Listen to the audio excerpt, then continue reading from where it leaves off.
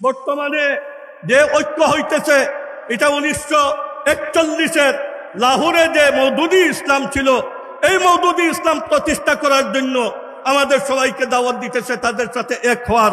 আমরা কোনোদিন মূল ইসলামকে ছেড়ে দিয়ে আপনার লাহোরি ইসলাম এর আপনার মুতাকিদ হইতে পারি না। আমরা যদি একাও থাকি তবুও এই দেশে আহলুস সুন্নাত ওয়াল জামাআতের পতাকাকে আমরা উড্ডীন রাখবো।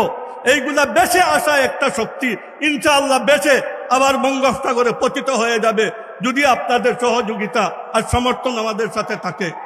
ওনাদের দাবি জামাত শিবির ছাড়া এই পৃথিবীতে আপনার সহি কোনো মুসলমান নাই, কারণ ওনাদের কলমার মানাই জানা নাই, ওনারা কলমাদি কি করবে। আমরা এই সারা তিরস্কার আর সারা গালিগুলোজ এইগুলার পরেও আমরা এখানে আসছি।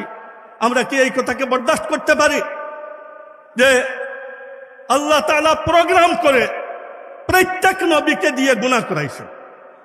এই আকীদা প্রত্যেক জামাতের শিবিরের, তাদের আপনার সিলেবাস মুক্ত বইয়ের মধ্যে এইসব লেখা, যেখানে মওদুদি সাহেব 6-7 জন নবীদের উপরে আক্রমণ করলেন আর নবীদের নামই পাওয়া যায় 25-26 জনের।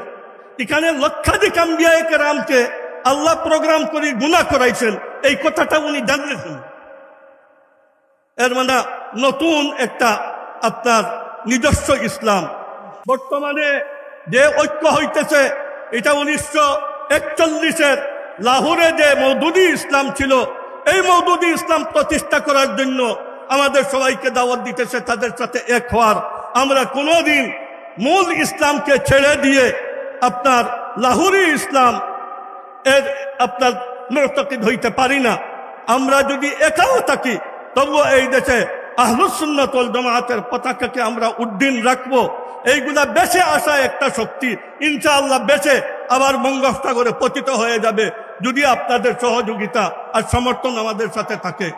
আল্লাহ জাল্লা জালালুহু আম্মা ওয়ালুহু আমাদেরকে দিনের উপরে সাবিত কদম থাকা আর ইসলামী রঙের এই ফিরআউনি আপনার ফিতনা ফাসাদ থেকে উম্মতকে হেফাজত করার জন্য আল্লাহ তাআলা তৌফিক দান করেন। ওয়া আখিরু দাওয়ানা আলহামদুলিল্লাহি রাব্বিল আলামিন।